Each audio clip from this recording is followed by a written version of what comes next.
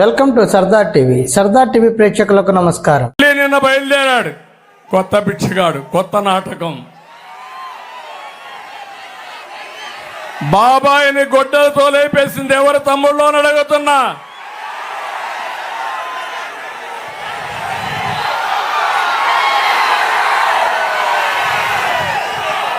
Drama ఆడాడా లేదా? ఆ నేరం మా మీద పెట్టాడా లేదా? కోడికత్తి డ్రామా ఆడాడా లేదా? నిన్నే గులకరాయి డ్రామా. ఆయన మీటింగ్ పెట్టాడంట, కరెంట్ ఆఫ్ అయిపోయిందంట.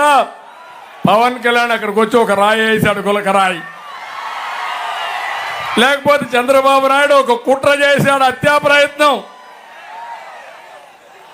అర్థం చేసుకున్నారా తమ్ముళ్ళు? వాళ్ళు అంటున్నారు నీ మీద మాకు కోపం కూడా ఉంది, మాకు క్వార్టర్ బాటిల్ ఇస్తాన్నావు, బిర్యానీ పెడతాన్నావు, 500 రూపాయలు డబ్బులు ఇస్తాన్నావు, డబ్బులు ఎగ్గొట్టావు కాబట్టి నాకు ఆ సమయంలో కోపం వచ్చేసానని గులకరాయి వేశానని అతనే చెప్పే పరిస్థితికి వచ్చాడు.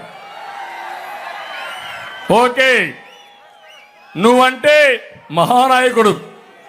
పవన్ కళ్యాణ్ గారు ఒక మాట అన్నారు, ఏదైతే ఒక అబ్బాయి, గౌడ అబ్బాయి, ఎక్కడైతే రేపల్లెలో చెల్లెల శీలాన్ని కాపాడాలని అమర్నాథ్ గౌడ్ అనే వ్యక్తి గట్టిగా ఇంట్లోకి చెప్పి అక్కను కాపాడుకోవడానికి ప్రయత్నం చేస్తే నడి రోడ్డు మీద ఇష్టానుసారంగా పెట్రోల్ వేసి తగలబెట్టారు.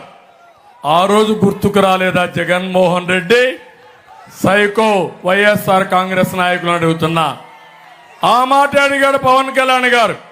ఇప్పుడు అంటున్నాడు ఆయన, నా మీద దాడి చేసినప్పుడు, పవన్ కళ్యాణ్ గారి పైన దాడి చేసినప్పుడు ఎప్పుడూ ఖండించలా.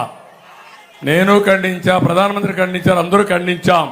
కానీ ఇక్కడ ఒక్క విషయం మీరు గుర్తుపెట్టుకోవాలి, మేము ఏం మాట్లాడకపోయినా అర్ధ గంటలో మా మీద నెపం వేయడానికి మళ్ళీ డ్రామాలు రాయడు, డ్రామాతో మేము ముందుకు వస్తున్నాడు.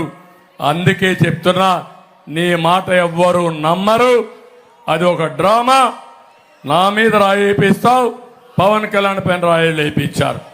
మా మీద వేసిన రాళ్ళు దొరికాయి, ఈ డ్రామా రాయుడి మీద వేసిన రాయి దొరికింది ఆ తమ్ముళ్ళు ఇంతవరకు? ఆ గులకరాయి కనపడిందా మీకు?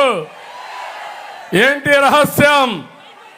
అది జగన్మోహన్ రెడ్డి ఆడే నాటకాలు.